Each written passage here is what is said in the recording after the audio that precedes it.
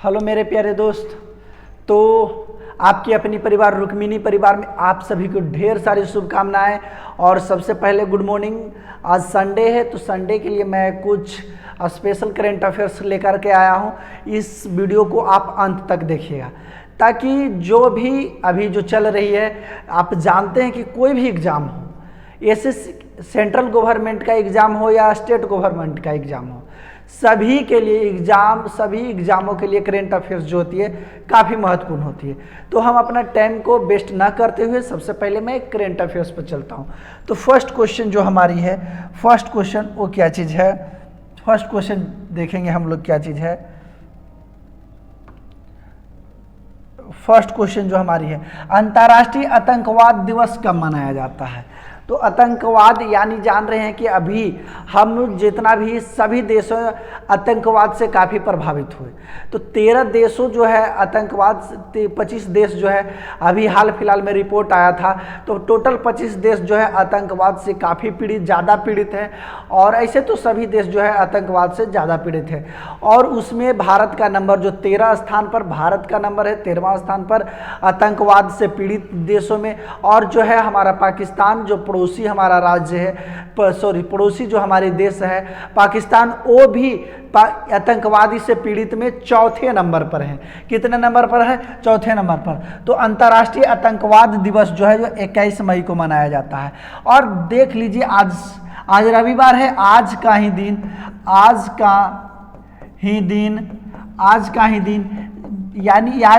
भारत के जितने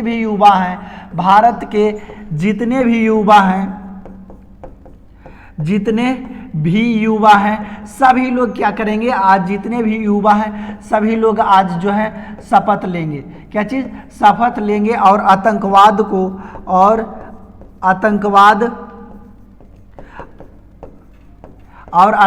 को समाप्त करेंगे। आतंकवाद को क्या चीज़ करेंगे? समाप्त करेंगे। और जो जितने भी आज जो है आज के ही दिन शपथ होने वाली है। और आज भारत के सभी युवा जितने भी नेवी हैं, एयरफोर्स हैं, और जो हमारी हो गई थल सेना, वायु सेना, जल सेना, तीनों जो हैं आज शपथ लेंगे। और शपथ के दौरान यह भी उसमें कहा जाएगा कि आतंकवादी के खिलाफ हम लोगों को सख्त कार्रवाई किया जाए और आतंकवाद को समाप्त किया जाए। तो इसीलिए आतंकवादी दिवस जो है, आतंकवाद दिवस कब मनाया जाता है? तो 21 मई को मनाया जाता है। और 21 मई को एक और दिवस मनाया जाता है, जिसको हम लोग एक और दिवस मनाया जाता है चाय डे। क्या चीज़? चाय दिवस। चाय दिवस के रूप में हम लोग जो है हम लोग 21 मई को मनाते हैं। और बात कर लेते हैं चाय उत्पादन में, विश्व में अगर जो बात कर लेते हैं तो विश्व में चाय उत्पादन में भारत का स्थान कितना है? विश्व में चाय उत्पादन में, किस चीज़ में? चाय उत्पादन में भारत का स्थान कितना है? तो भारत जो है सेकेंड नंबर पर है। भारत कितना नंबर पर है? सेकेंड नंबर पर है। फर्स्ट पर कौन है? तो फर्स्ट पर चीन है। फर्स्ट पर कौन है? चीन। और अगर जो हम बात कर लेते हैं भारत में फर्स्ट नंबर पर चाय उत्पादन करने में कौन सा राज्य है? क्योंकि ये जो है ये बहुत ही इंपॉर्टेंट होने वाली है। क्योंकि देख लीजिए आतंकवाद के खिलाफ बार बार पूछा जाता है और आतंकवाद से पीड़ित सभी देश हैं। तो भारत जो है, भारत में चाय उत्पादन में भारत में कौन से सबसे फर्स्ट नंबर पर राज्य है? तो 1 नंबर पर है असम। यानी जितना भी चाय उत्पादन होता है उसका 83% जो है अकेले असम राज्य जो है चाय का उत्पादन कर देता है। और हम लोग जानेंगे 20 मई को क्या चीज़ हम लोग मनाते हैं? बता दीजिए। तो 20 मई को हम लोग रक्तचाप दिवस के रूप में मनाते हैं। क्या चीज़?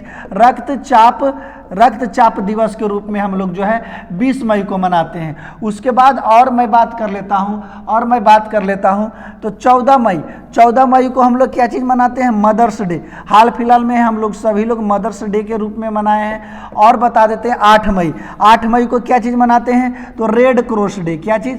Red Cross Day, Red Cross Day जो है 8 मई को मनाते हैं। और बता देते हैं आतंकवाद से पीड़ित जो टोटल 25 देश है, 25 देशों में से 25 देशों में भारत का जो स्थान है, भारत का स्थान इसमें 13वां नंबर पर है। कितने नंबर पर है? 13वां नंबर पर। और बात कर लेते हैं, पाकिस्तान भी आतंकवाद से पीड़ित है और पाकिस्तान जो हमारा पड़ोसी देश है पाकिस्तान, वो भी आतंकवाद से काफ़ी पीड़ित है और ये भी है 4 नंबर पर। ये खुद पाकिस्तान जो है आतंकवाद को बढ़ावा देता है, आतंकवाद को पैदा करता है और खुद जो है आतंकवाद से पीड़ित देशों में से 4थे नंबर पर है। अभी हम लोग जान रहे हैं कि जो पाकिस्तान में गृह युद्ध काफ़ी फैली हुई है और गृह युद्ध के कारण हम हो सकता है कि पाकिस्तान भी साफ हो जाए, आतंकवाद भी साफ हो जाए। अगर जो पाकिस्तान साफ तो आतंकवाद साफ, तो साफ होना ही जरूरी है। नेक्स्ट क्वेश्चन की ओर हम चलते हैं। देख लीजिए, एंटी टेररिज्म डे जो है 21 मई को मनाया जाता है। नेक्स्ट देख लीजिए, हाल ही में चक्रवात से प्रभावित म्यांमार की सहायता प्रदान करने के लिए कौन सा ऑपरेशन शुरू किया गया है? अभी जानते हैं कि जो है अभी चक्रवात से म्यांमार जो है काफ़ी प्रभावित है, क्योंकि जो है हिंद महासागर से लेकर के बंगाल की खाड़ी तक, बंगाल की खाड़ी में जो म्यांमार देश पड़ता है, बंगाल की खाड़ी में, वो बंगाल की खाड़ी में जो है चक्रवात उठी हुई है अभी। तो चक्रवात अब तो समाप्त हो गई, तो चक्रवात से म्यांमार को काफ़ी प्रभावित हुई है और ढेर सारी जो जिसको हम कह सकते हैं काफ़ी हानियाँ भी पहुँची है म्यांमार को। और म्यांमार को काफ़ी हानि पहुँचाने के लिए भारत ने मदद किया है और मदद के लिए कौन सा ऑपरेशन जो है स्टार्ट किए है? तो भारत ने जो है म्यांमार में चक्रवात आया है। क्या चीज़ आया है? चक्रवात आया है। और इस चक्रवात को सबसे पहले हम जानेंगे कि इस चक्रवात को नाम क्या चीज़ है। तो यह चक्रवात का जो नाम है मोचा। क्या चीज़ नाम है? मोचा। इस चक्रवात को नाम है मोचा। और बता देते हैं कि नाम है मोचा और इसका नामाकरण कौन किया है? तो एक म्यांमार में एगो राज्य है, उसका नाम है येमेन। क्या चीज़? येमेन ने ही इसका नामाकरण किया है मोचा। क्या चीज नामाकरण किया है? मोचा। इसकी जो मोचा जो चक्रवात आई है उसका रफ्तार है क्या चीज? 277 किलोमीटर पर घंटा, यानी इसकी रफ्तार जो काफ़ी है। इसकी रफ्तार के कारण म्यांमार में जो है काफ़ी हानियाँ हुई है। वो देखेंगे तो जो समुद्र में जहाज थी वो उड़ता हुआ नजर आया है और जो घर में लोग नीचे बैठल हुए हैं, छतवे नहीं है, कह रहे छतवा हमारे कहाँ गया। तो इस प्रकार से चक्रवात में काफ़ी तूफान आती है, लो प्रेशर से लेकर के, जिस प्रकार चक्रवात घूमती है तो लो प्रेशर से लेकर के हाई प्रेशर की ओर बढ़ती है, तो जिसके कारण काफ़ी हानि हुई है। और हानि को मदद करने के लिए भारत ने ऑपरेशन करुणा शुरू किया है। क्या चीज़? ऑपरेशन करुणा शुरू किया है। और इसके मदद के लिए म्यांमार के मदद के लिए भारत ने 3 गो जहाज को भेजा है। कितने जहाज को भेजा है? 3 जहाज को भेजा है। 3 जहाज में देख लीजिए, एगो INS शिवालिक है। क्या चीज? INS शिवालिक है। INS कावित्री है। और एक जहाज और है जो INS कॉर्वेट है। क्या चीज? करवेट है IN। तो ये 3 जहाज़ों से जो है भारत ने म्यांमार को मदद किया है। और बता देते हैं कि चक्रवात जो है, चक्रवात का नामाकरण कौन करता है? कौन देश है जो इसका नामाकरण करता है? तो इसका नामाकरण यानी लाल सागर, जिसको हम लोग कहते हैं लाल सागर में टोटल 13 देश आते हैं। इस 13 देशों में से जहाँ से जो चक्रवात उत्पन्न होती है वही इसका नाम रखता है। तो यह म्यांमार से बंगाल की खाड़ी की तरफ हुई थी और म्यांमार से उत्पन्न हुआ था। तो म्यांमार के जो एक शहर है येमेन, वहीं से इसका नाम पड़ा है मोचा। और जानते हैं ऑपरेशन कावेरी। ऑपरेशन कावेरी जो है किससे संबंधित है? तो ऑपरेशन कावेरी जो है हम लोग हाल फिलहाल देखते होंगे, जाने होंगे, सूडान में गृह युद्ध उत्पन्न हो गया था। क्या चीज?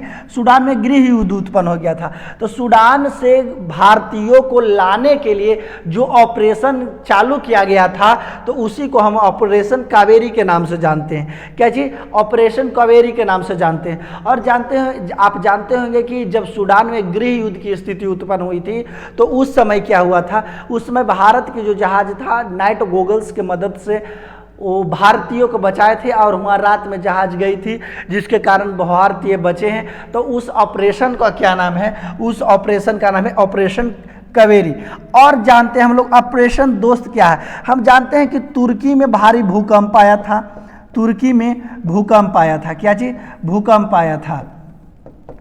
तुर्की में भूकंप आया था। तो उस भूकंप में जो हमारे भारत के प्रधानमंत्री श्री नरेंद्र मोदी जी है जो हैं, वो तुर्की के मदद के लिए जो जौन अभियान चलाए थे, उसका नाम था ऑपरेशन दोस्त था। ऑपरेशन गंगा, आप जानते हैं कि ऑपरेशन गंगा किसे कहते हैं? तो ऑपरेशन गंगा के बारे में जान लीजिए कि यानी यूक्रेन युद्ध में, यूक्रेन रूस और यूक्रेन युद्ध जब हुआ था, यूक्रेन और रूस युद्ध, क्या चीज? यूक्रेन और रूस युद्ध में जो भारतीयों को बचाने के लिए मोदी जी जो अभियान चलाए थे, भारतीयों को बचाने के लिए मोदी जी जो अभियान चलाए थे, उसको हम लोग ऑपरेशन गंगा के नाम से जानते हैं। क्या चीज? ऑपरेशन गंगा के नाम से जानते हैं। तो देख लीजिए, हाल ही में चक्रवात से प्रभावित म्यांमार को सहायता प्रदान करने के लिए कौन सा ऑपरेशन शुरू किया गया है? तो ऑपरेशन करुणा को शुरू किया गया है।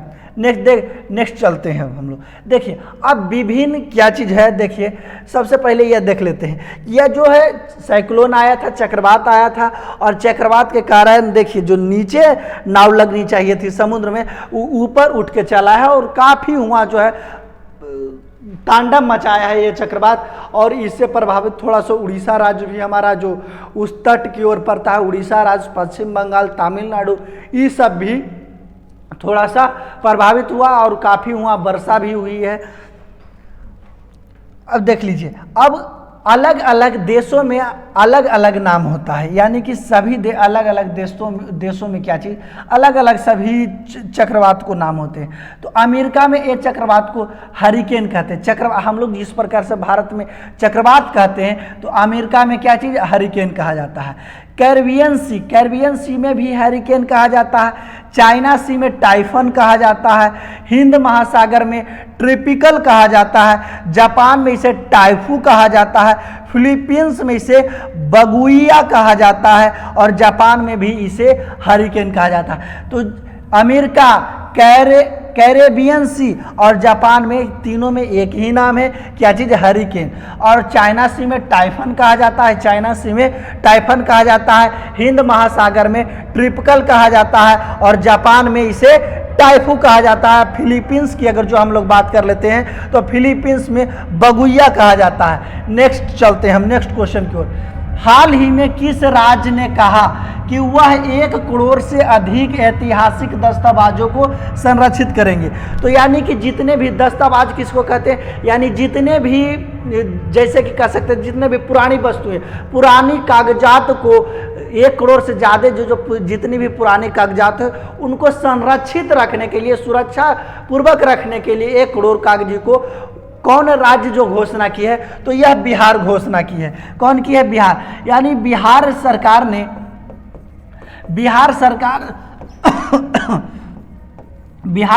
ने यह घोषणा की है कि 1 करोड़ से अधिक जो दस्तावेज हैं, उनको दस्तावेज हैं जो जिनका हम सुरक्षा प्रदान करेंगे। इसमें देखिए अकबर के शासनकाल में क्या चीज, अकबर के शासनकाल में ट्रोडर्मल रहते थे। क्या चीज? ट्रोडर्मल रहते थे और ट्रोडर्मल्स के द्वारा जितने भी लिखे गए हैं और उनके बारे में जितनी भी जानकारियाँ, उसे संरक्षित रखा जाएगा। क्या चीज़? उसे संरक्षित रखा जाएगा। महात्मा गांधी जो चंपारण में आंदोलन किए हैं, महात्मा गांधी जो चंपारण में आंदोलन किए हैं उसको भी संरक्षित रखा जाएगा। और मुगल काल की जितने भी कागजात हैं, मुगल काल की जितने भी कागजात हैं उनको भी संरक्षित रखा जाएगा। और क्या चीज़ हुआ, और ज़मीनी जितने भी कागज है, ज़मीनी कागजात को भी संरक्षित रखा जाएगा, ज़मीनी कागजात को भी संरक्षित रखा जाएगा। तो बहुत सारे इसमें कागज शामिल हैं जिसको संरक्षित, और देखिए मुगल काल को भी संरक्षित रखना जरूरी है क्योंकि मुस्लिम संप्रदाय को जो शासन किए थे तो उस शासन के बारे में पूरा व्याख्यान जो है मुगल काल में ही मिलती है। तो इसको भी संरक्षित रखना चाहिए ताकि आगे जो है हमारे भविष्य को देखने वाले जो इतने भी पीढ़ियाँ हैं उसका देखभाल बढ़िया रूप से कर सकें। तो देखिए हाल ही में किस राज्य में कहा कि 1 करोड़ से अधिक ऐतिहासिक दस्तावेज को संरक्षित, तो बिहार में। जबकि हम लोग बिहार के पड़ोसी राज्य के बारे में जानेंगे, उत्तर प्रदेश। तो उत्तर प्रदेश के जो मुख्यमंत्री हैं योगी आदित्यनाथ, उन्होंने बताया है कि मुगल को अब समाप्त किया जाए, मुगल दस्तावेज को, और यहाँ जितने भी महाराणा प्रताप, जितने भी इंडियन थे, राजपूत वंशज थे, उनको रखा जाए और उनके बारे में जो है पूरा पढ़ाई होगी। मुगल काल को हुआ बिल्कुल समाप्त कर दिया गया है। मुगल से जितने भी रिलेटेड चीज़ें उनको समाप्त करके उनकी हुआ उत्तर प्रदेश में कोई पढ़ाई नहीं होती है। तो अब हम लोग जान लेंगे कि बिहार का मुख्यमंत्री कौन है। तो बिहार के बारे में जान लीजिए, बिहार का मुख्यमंत्री कौन है। तो श्री नीतीश कुमार हैं। क्या जी, कौन है? नीतीश कुमार जो हैं बिहार के मुख्यमंत्री हैं। और उप मुख्यमंत्री कौन है? उप मुख्यमंत्री तेजस्वी यादव हैं। उप मुख्यमंत्री कौन है? उप मुख्यमंत्री तेजस्वी यादव। और राज्यपाल कौन है वहाँ के? बिहार के राज्यपाल कौन है? तो विश्वनाथ आलेलकर, राजेंद्र विश्वनाथ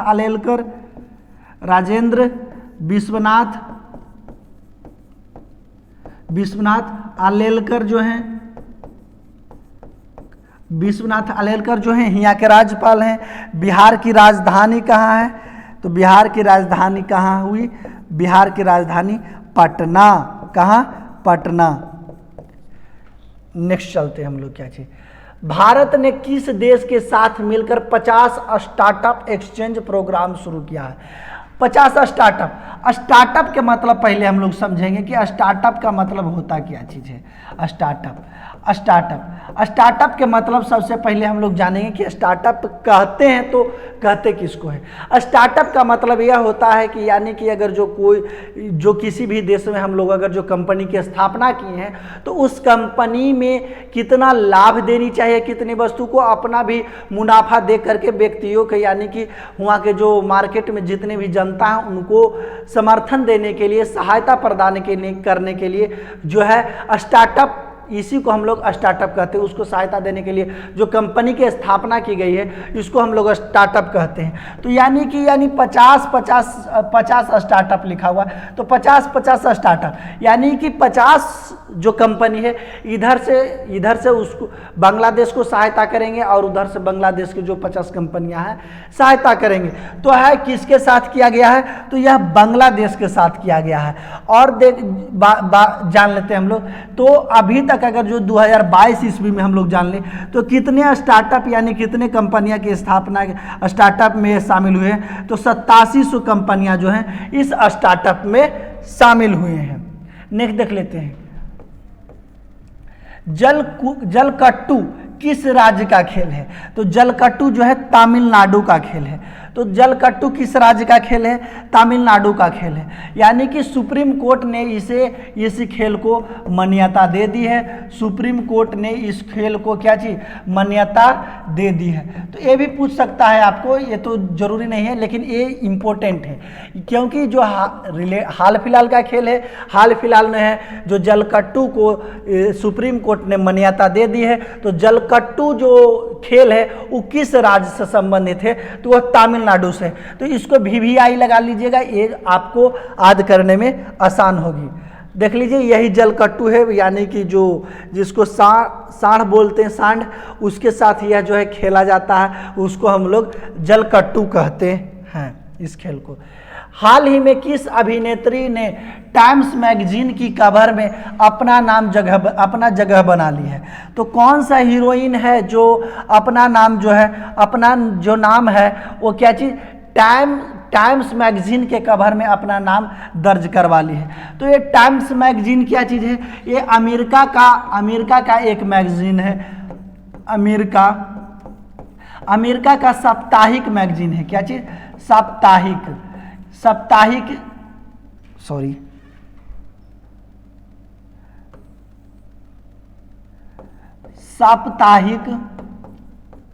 साप्ताहिक एक मैगजीन है। क्या चीज़? मैगजीन, पेपर जिसको कहते हैं सप्ताह में एक बार आता है।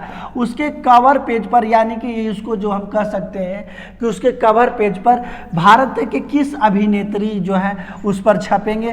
तो उस पर दीपिका पादुकोण छपेंगे। फिल्म फेयर अवार्ड किसको मिला है? तो अभी जानते हैं कि फिल्म फेयर अवार्ड जो मिला है गंगूबाई को मिला है। किस मूवी को मिला है? गंगूबाई को मिला है। गंगूबाई के जो अभिनेत्री हैं, अभिनेत्री को भी मिला है। आलिया भट्ट को फिल्म फेयर अवार्ड से सम्मानित किया गया है। किस अवार्ड से? फिल्म फेयर अवार्ड से सम्मानित किया गया है गंगूबाई को। और इसके बारे में हम कुछ अगर जो जानते हैं तो, और अगर जो हम इसको बात करते हैं कुछ, तो टाइम पत्रिका में जो इसकी नाम आई है, तो टाइम पत्रिका अमेरिका की एक साप्ताहिक मैगजीन है।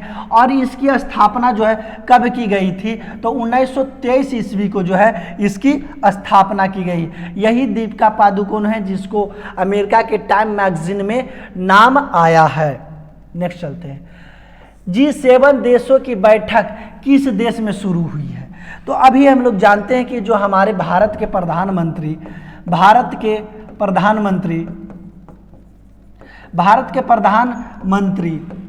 श्री नरेंद्र मोदी, कौन है? श्री नरेंद्र मोदी।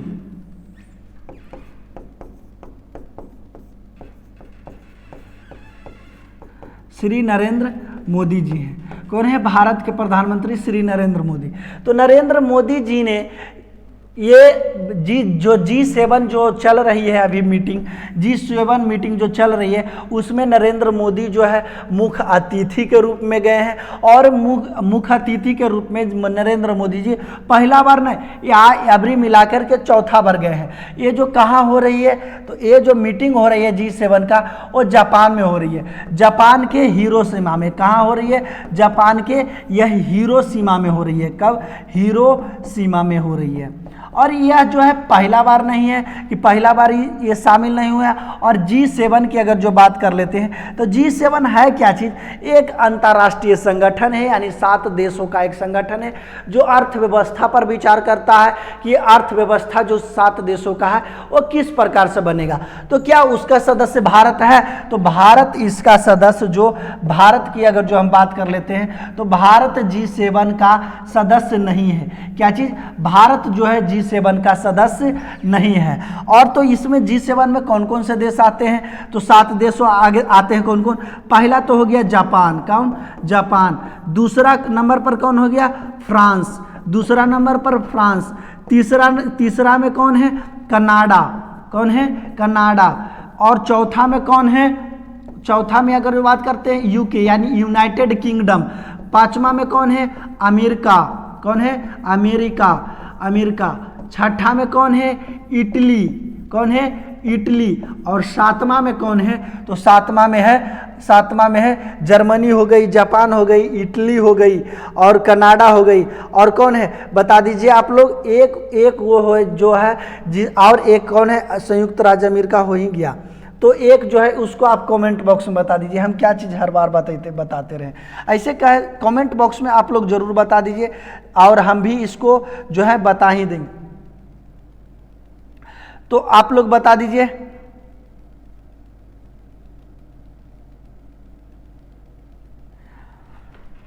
हाँ, तो एक देश और बता दीजिए जो कौन है? तो अभी जो है एक देश आप कमेंट बॉक्स में जरूर बता दीजिएगा।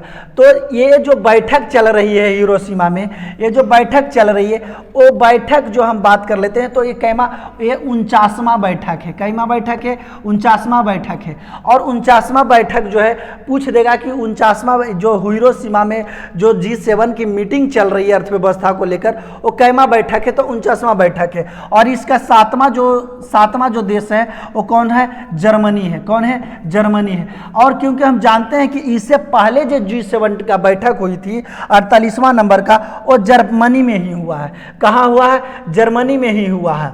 तो G7 का बैठक कहाँ हुआ है? तो G7 का जो बैठक हुआ है जापान में हुआ है। और G7 की बैठक जो जिसकी शुरुआत कब हुई थी, तो इसकी शुरुआत की अगर जो बात कर लेते हैं G7 की शुरुआत, तो यह 1975 ईस्वी में हुआ है। कब हुआ है? 1975 ईस्वी में हुआ है G7 की बैठक। नेक्स्ट चलते हैं, किसके द्वारा 2000 के नोट को बंद कर दिया गया है? तो किसके द्वारा 2000 के जो नोट है, जो हम लोग जानते हैं कि फर्स्ट बार जो है कि कब नोटबंदी हुई थी? कब नोटबंदी हुई थी? सबसे पहली बार कब नोटबंदी हुई थी? नोटबंदी कब हुई थी? तो नोटबंदी कब हुई थी सबसे पहली बार की अगर जो बात कर लेते हैं, तो ये 8 नवंबर 2016 ईस्वी को। कब? 8 नवंबर 2016 ईस्वी को जो है नोटबंदी पहली बार हुई थी। इसमें बोला गया था, नरेंद्र मोदी जी हमारे जो भारत के प्रधानमंत्री हैं, वो 8 नवंबर 2016 ईस्वी को बोले कि मेरे प्रिय भाई एवं बहनों,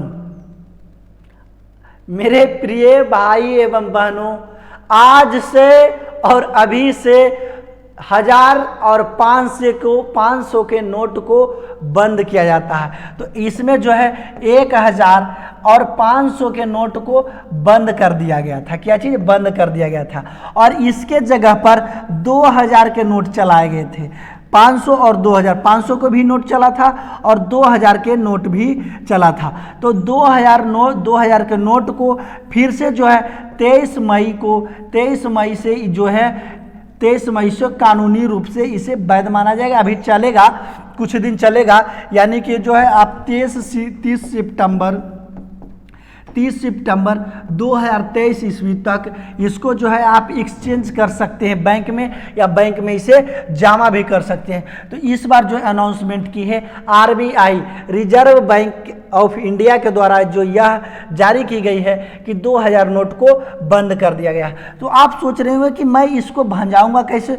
अगर जो एक बार में अगर आप भंजाना चाहते हैं, तो एक बार में यानी कि इसको चेंज करवाना चाहते हैं, तो 20,000 रुपया, यानी 10 गो ललका 2000 जो है उसको 10 गो को एक बार चेंज करवा सकते हैं। एक बार में 20,000 ही चेंज करे हो सकता है। अगर जो आप चेंज करवाना चाहेंगे तो 20,000 ही चेंज होगा।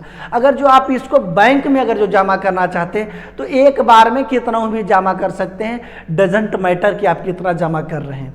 अभी मार्केट में चलेगी ही। और ये जो है नोटबंदी क्यों आती है, जो आप को मालूम होगा कि नोटबंदी यानी ब्लैक मनी को निकालने के लिए, यानी कि जो काला धन है उसको निकालने के लिए। तो 2000 की नोटबंदी हुई, उससे कोई फर्क समाज पर पड़ने वाला नहीं है, लेकिन राजनीतिक मुद्दा है। कोई कुछ बोल रहे हैं, कोई इससे जो है भारत पर कोई अर्थव्यवस्था में प्रभाव नहीं पड़ने वाला है। और कुछ तो पड़ेगा ही, जब नोटबंदी होती है तो इसकी अर्थव्यवस्था पर कुछ प्रभाव पड़ेगा ही, ज़्यादा प्रभाव नहीं पड़ेगा। और क्योंकि इसको बहुत समय दिया गया है, कि यानी कि इसको लगभग 4.5 महीने का समय दिया गया है, कि 4.5 महीने तक इसको आप चेंज कर सकते हैं। और गरीब के पास तो ललका 2000 देखे लगी कहाँ मिलता है, ये जो है अमीर के पास है, तो गरीबी के लिए कोई दिक्कत की बात नहीं है।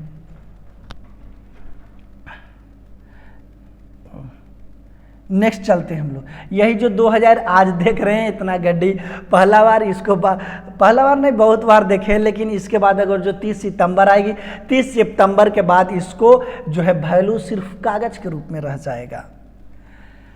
सुप्रीम कोर्ट ने 2 नए जज का नाम बताइए। सुप्रीम कोर्ट में 2 जो नए जज आए हैं उनका नाम बताइए जो शपथ लिए हैं। तो सबसे पहले हम जानेंगे सुप्रीम कोर्ट के जज जो होते हैं, सुप्रीम कोर्ट के जज जो होते हैं उनको शपथ कौन दिलाता है? क्या चीज? शपथ कौन दिलाते हैं? शपथ कौन दिलाते हैं? तो शपथ जो दिलाते हैं वो राष्ट्रपति दिलवाते हैं। कौन दिलवाते हैं? राष्ट्रपति दिलवाते हैं। राष्ट्रपति जो है इनके शपथ दिलवाते हैं। अभी भारत के राष्ट्रपति कौन है? द्रौपदी मुर्मू। द्रौपदी मुर्मू। द्रौपदी मुर्मू जो है भारत की राष्ट्रपति हैं। और बात कर लेते हैं सुप्रीम कोर्ट के मुख्य न्यायाधीश कितने हैं? मुख्य न्यायाधीश कौन है? मुख्य न्यायाधीश कौन है? तो आप जानते हैं कि धनंजय यशवंत चंद्रचूड़। धनंजय यशवंत चंद्रचूड़। कौन है? चंद्रचूड़ जो है धनंजय यशवंत चंद्रचूड़ जो है ये जो है यहाँ सुप्रीम कोर्ट के मुख्य न्यायाधीश हैं, जो 50वें नंबर के हैं। 49वें नंबर को तो आप जानते होंगे यू ललित जो है 49वें नंबर के थे। तो 2 गो जो है नए जज आए हैं। ओह, इसमें ऑप्शन ही नहीं दिया हुआ है। देखिए मैं बता देता हूँ आपको क्या चीज़ कर दी है। मैं इसको अलग से ऑप्शन दे देता हूं आपके लिए। ये जो है दूसरा कुछ दिलवा गया। और मैं बता देता हूं कि जो सुप्रीम कोर्ट के 2 नए जज हैं उनको नाम मैं जरूर बताता हूं।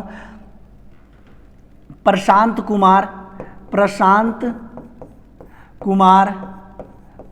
कुमार मिश्रा हैं। एक जज तो है प्रशांत कुमार मिश्रा हैं। और दूसरे जज जो है के.बी. विश्वनाथ हैं। कौन है? के.बी. विश्वनाथ।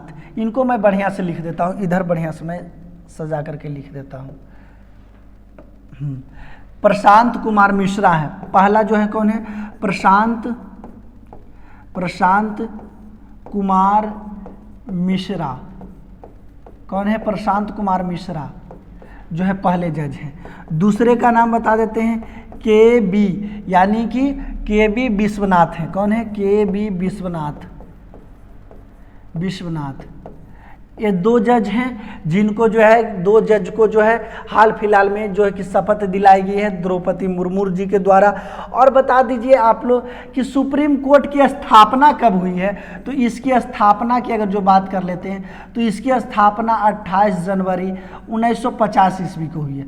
सबसे पहले सुप्रीम कोर्ट की बात कब कही गई थी? तो 1974 ईस्वी में सुप्रीम कोर्ट की स्थापना हुई थी सबसे पहली बार। और 1973 के आप जानते हैं 1773 क्या चीज 17 भी है ना 1773 ईस्वी में जो रेगुलेटिंग एक्ट आई थी, क्या चीज रेगुलेटिंग एक्ट आई थी। रेगुलेटिंग एक्ट, इसी रेगुलेटिंग एक्ट के तहत 1974 ईस्वी में सुप्रीम कोर्ट की स्थापना हुई थी। यह देख लीजिए, यही है सुप्रीम कोर्ट के जो नए 2 जज हैं वो यही हैं। क्या ये दोनों जज यही हैं? क्या चीज़ है? प्रशांत कुमार मिश्रा है ये, और एक के.बी. विश्वनाथ हैं। प्रशांत कुमार मिश्रा जो है पहले यह कलकत्ता कोर्ट के न्यायाधीश थे। उसके बाद यह जो है सुप्रीम कोर्ट के 2 जज बन गए हैं। और ये जो हैं के.बी. विश्वनाथ, ये इनको बहुत अनुभव है। 3 साल से जो है वकील में थे और 30 सालों के बाद इन्होंने जो सुप्रीम कोर्ट के जज बने हैं।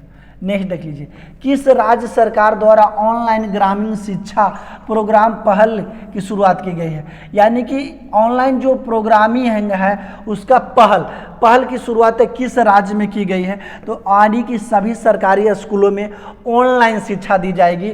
तो यह उत्तर प्रदेश में किया गया है, हमारे योगी आदित्यनाथ जी के क्षेत्र में किया गया है। और देख, कल का हम लोग रिवीजन करेंगे। कल का रिवीजन में दक्षिण एशिया युवा टेबल टेनिस चैंपियनशिप 2023 ईस्वी में भारत में गोल्ड मेडल कितने जीते हैं? भारत ने कितना? तो 16 गोल्ड मेडल जीता है। ये आप जानते होंगे कि ये कहाँ चल रहा है? अरुणाचल प्रदेश के जो ईटानगर है, ईटानगर वहीं चल रहा है। कहाँ? ईटानगर में चल रहा है। उसके बाद नेक्स्ट देख लेते हैं, supreme court on commercial arbitration नामक पुस्तक किसने लिखे हैं? तो यह डॉक्टर मनोज कुमार लिखे हैं। हाल ही में किस राज्य सरकार द्वारा मुख्यमंत्री सीखो कमाओ योजना प्रारंभ किया गया है? तो यह मध्य प्रदेश सरकार के द्वारा किया गया है। और मध्य प्रदेश सरकार को जानते हैं कि लाडली लक्ष्मी और लाडली बहन जो है ये किया गया है। और ये जो है मुख्यमंत्री सीखो कमाओ योजना के तहत जो है युवा के लिए है। क्या चीज़? युवा के लिए। युवा यानी 18 वर्ष से लेकर के आप अगर जो 29 वर्ष तक हैं तो उनके लिए जो है यह योजना चालू किया गया है। अगर जो आप ग्रेजुएट हैं तो ग्रेजुएट के लिए यानी कि आपको जो डिग्री है, डिग्री के अनुसार से आपको जो है जॉब दिया जाएगा। तो अगर जो ITI है तो 8,500 दिया जाएगा, डिप्लोमा है तो 9,000 दिया जाएगा, अगर जो आप ग्रेजुएट हैं तो 10,000 दिया जाएगा। इसीलिए इस योजना का नाम जो है क्या चीज़? मुख्यमंत्री सीखो कमाओ योजना मध्य प्रदेश में प्रारंभ किया गया। रतन लाल कटारिया वर्तमान में कौन थे जिनका निधन हो गया है? तो कौन थे? लोकसभा सांसद थे। क्या चीज़ थे? लोकसभा सांसद। इन्होंने हरियाणा के अंबाला से इन्होंने लोकसभा सांसद बन चुके थे। हाल ही में टाटा संसद के अध्यक्ष टाटा सन्स के अध्यक्ष फ्रांस के सर्वोच्च नागरिक सम्मान से सम्मानित किन्हें किया गया है? तो N चंद्रशेखरन को किया गया है। पेटीएम के अध्यक्ष और CEO कौन बने हैं? तो भावेश गुप्ता बने हैं। नेक्स्ट, सबसे ज़्यादा GI टैग उत्पादन के मामले में दूसरे स्थान पर कौन आ गया है? तो दूसरे स्थान पर आ गया है क्या? उत्तर प्रदेश आ गया है। इसको टोटल 48 GI टैग मिल गई है। कितना? 48 GI टैग मिल गई है। हाल फिलहाल में 3 GI टैग को ऐड किया गया है। और प्रथम नंबर पर जो है उत्तर प्रदेश, तो सेकेंड नंबर पर है। प्रथम नंबर पर तमिलनाडु है जिसको 55 GI टैग अभी तक मिला है। फिर देख लिया 2025 में दुनिया का पहला बांजी अंतरिक्ष स्टेशन हाइवेन 1 किस एरोस्पेस कंपनी द्वारा लॉन्च किया गया है? तो वास्ट द्वारा लॉन्च किया गया है। नेक्स्ट देखिए, हाल ही में UPSC के नए चेयरमैन कौन बने हैं? तो मनोज सोनी जो है UPSC के नए चेयरमैन बने हैं। हाल ही में किस राज्य में इंदिरा गांधी महिला सम्मान निधि लॉन्च किया गया है? तो यह हिमाचल प्रदेश में किया गया है। और इस हिमाचल प्रदेश में क्या चीज़?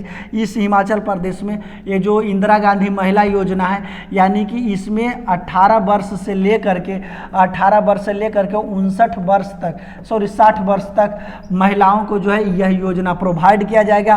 और इसमें प्रत्येक महिला को प्रति मंथ यानी प्रत्येक मंथ जो है 1500 रुपया जो है सम्मान निधि, इंदिरा गांधी महिला सम्मान निधि के रूप में दिया जाएगा। तो आज के लिए इतना ही। तो इस प्रकार से जो है रिवीजन भी है। अब हम लोग डेली बैक क्लास का रिवीजन भी करेंगे और आगे की हम लोग तैयारी भी करेंगे। तो बता देते हैं कि बिहार में भी जो है इस प्रकार की योजना लानी चाहिए, क्योंकि बहुत सारे युवा एवं युवती जो है वो बेरोजगारी है। तो बेरोजगारी को समाप्त करने के लिए इस प्रकार के योजना लानी चाहिए। तो इसी के साथ मैं कल मिलता हूँ आप सभी को। धन्यवाद।